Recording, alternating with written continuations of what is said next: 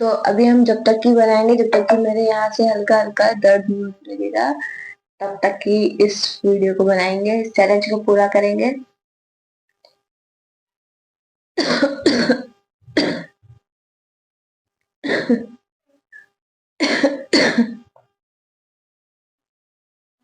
तो चलो थोड़ा पहले पानी पी लेते हैं क्योंकि गला हल्का सूखा जा रहा है।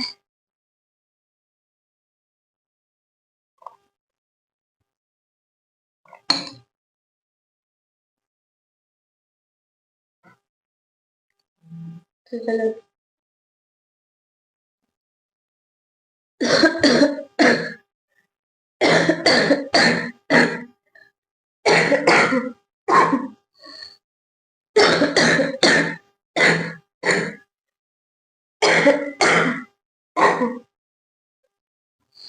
वेरी डिफिकल्ट चैलेंज है क्योंकि खांसी ना भी आए फिर भी खाना है। मेरे वैसे भी पहले से ही गला हल्का बैठा हुआ है।